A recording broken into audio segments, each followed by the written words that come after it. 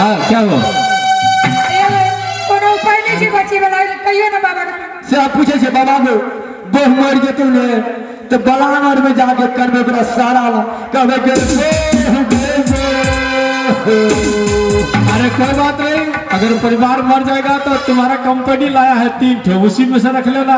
बाबा नहीं गए अखरे कोनो जी आने बच्चे वाला जुगाड़ छोड़ दिए वाला तो कह दो ही बाबा।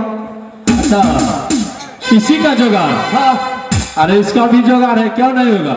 हाँ। सुनो, इसका जुगाड़ यही है जो अपनी बेरागन को दी अच्छा बोल देना इसको सारे दिन सहने के लिए, अच्छा और उस रोज तूने चौपहरा पूजा करना है।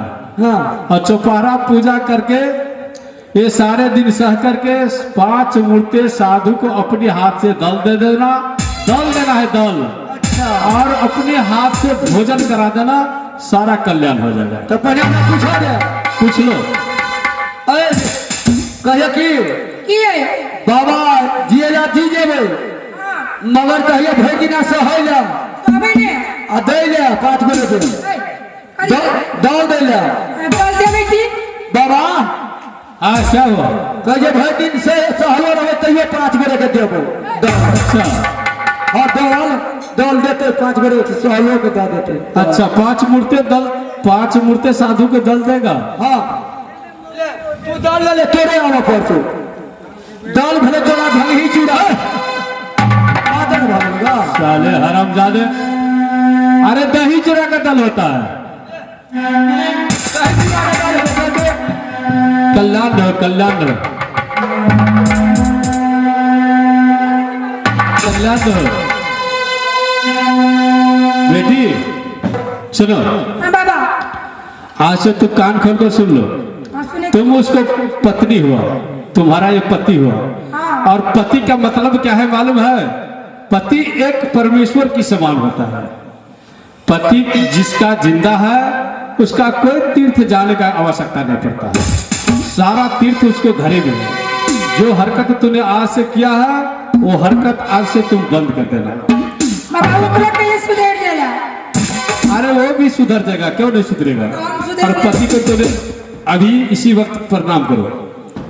हम को लगेगा हम लोग क्यों लाते हमें ले भगवान का राज दिन भला बहुत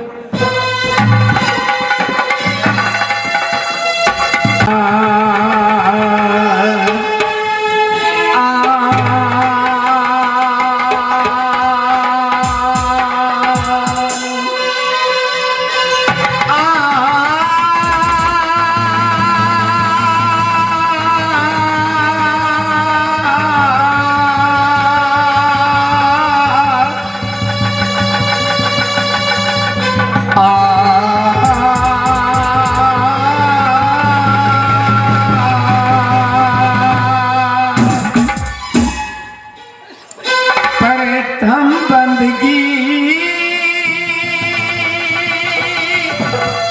बचा दिए हो,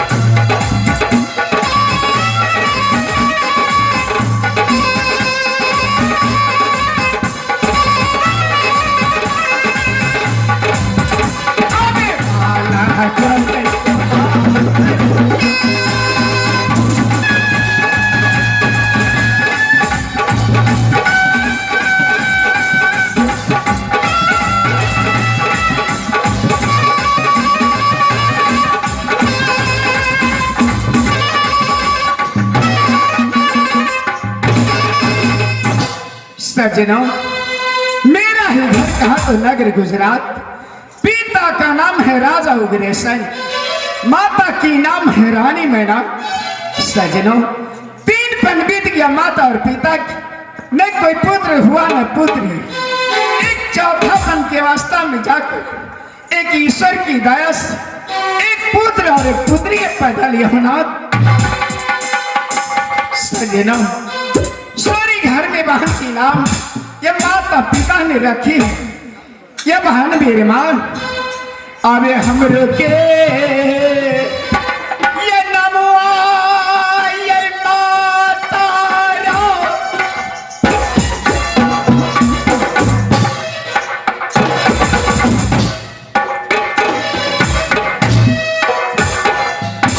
आहै सैरी घरे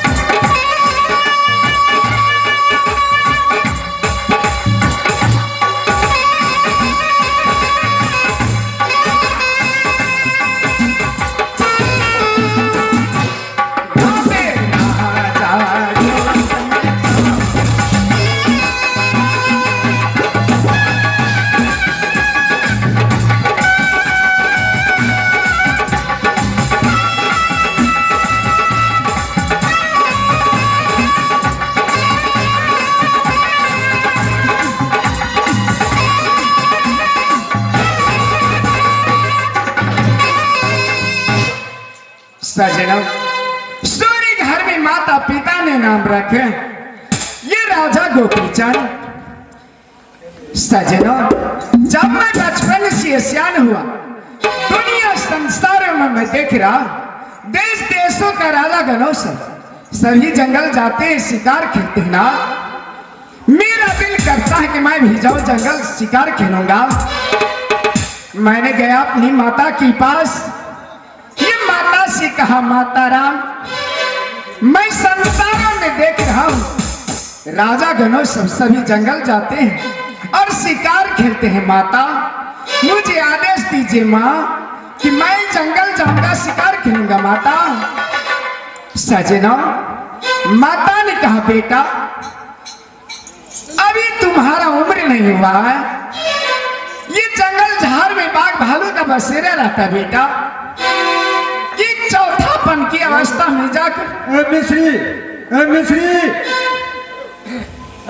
जल्दी केवल एक मैंने कहा कि माता राम अभी आप आदेश नहीं दे रही हो माँ, तो मैं भाग कर चला जाऊंगा जंगल शिकार खेलने के लिए। सजनों, संसारों में माता पिता दयालु होता है ना, कोई बाल बच्चे के ऊपर संकट या पीड़ा आते हैं ना, तो माता पिता ने अपनी सीने से लगा लेते और गले से लगा लेते हैं ना। मैंने कहा ये माता है का कि बेटा ठीक है, अगर तुम नहीं मानते हो तो जाओ जंगल शिकार खेल कर फिर मेरे पास चलिए ना बेटा। मैंने कहा ठीक है माता राम, अवश्य मैं शिकार खेल कर आपका पास चलाऊंगा माँ। मैंने गया कहा तो मेरे को जंगल ये शिकार खेलने के लिए न जाने गुरु मछेंद्र नाथ 7 से मिर्गिनी और एक काला नाम का मिर्गा था। सजना, मैंने अपने बाल चढ़ा कर और काला मिर्गा को वध कर दिया। 7 से मिर्गिनी ने विधवा हो गई। यहाँ से गुरु का पास गया और गुरु से कहा है या गुरुदेव इस जंगल में एक राजन ने आकर मुझे पतिदेव का वध कर दिया नाथ, मैं 7 से मिर्गिनी कैसे दुनिया संसार में जीवित रहूं। गुरुदेव ने कहा चलो कहाँ है राजन, मुझे दिखला। जा करके ये गुरुदेव को दिखला दिया। ये गुरुदेव ने कहा या राजन कहा तुम्हारा घर है, क्या पिता का नाम है और क्या माता के नाम है, और किस कारण से काला मिर्गा को वध किया। जैसा ही तुमने काला मिर्गा को वध किया वैसा ही तुम्हें मेरा वचन का पालन करना होगा। सजना, मैंने कहा कौन सी वचन है गुरुदेव। गुरुदेव ने कहा कि क्यों रंगा वस्त्र हाथ करता मोहनी वस्त्र सुगल काट के सर पर धारण करना होगा और घर घर में गांव गांव में टहल लगा कर ये मेरा वचन का पालन करना होगा राजन। मैंने कहा गुरुदेव ऐसा वचन मत दीजिए नाथ, दुनिया संसार में 2 सरनतेश केवल माँ की उदर से एक पुत्र पैदा लिया होना, ये माता पिता का चरणों का सेवा कौन करेगा नाथ, मुझे क्षमा कर दीजिए प्रभु। सजनों, गुरुदेव ने कहा नित्यार होई देव ऋषिवाणी, छूटा हुआ वचन कभी वापस नहीं, जो मुखार बिन से छूट गया कदापि वापस नहीं हो सकता है। मैंने कहा गुरुदेव ने कहा यदि मेरा वचन को पालन नहीं करने के लिए चाहते हो तो मैं शराब दूंगा, दुनिया से उठा दूंगा। मैंने सोचा कि गुरुदेव का वचन मैं नहीं करने के लिए चाहता हूं, ये शराब देगा दुनिया से उठ जाऊं, ये माता पिता से मुलाकात नहीं होगा नाथ, इसीलिए मैं स्वीकार कर लिया प्रभु। अब वही तैयारी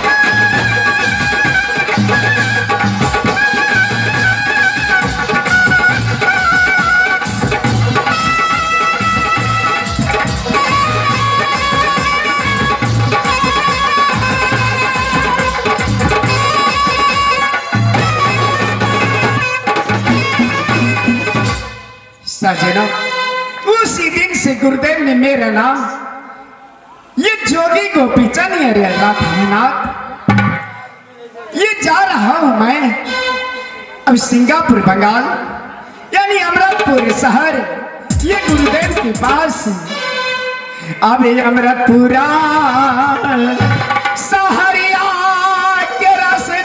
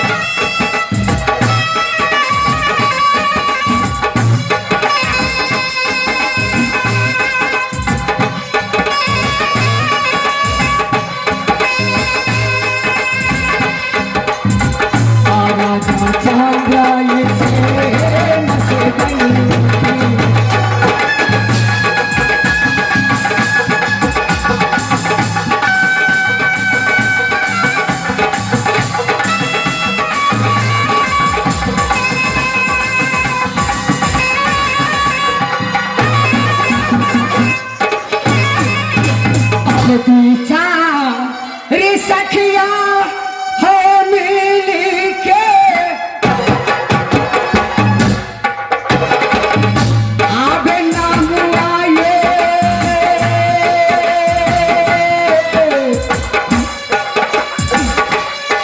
हमरो ना खाना गई।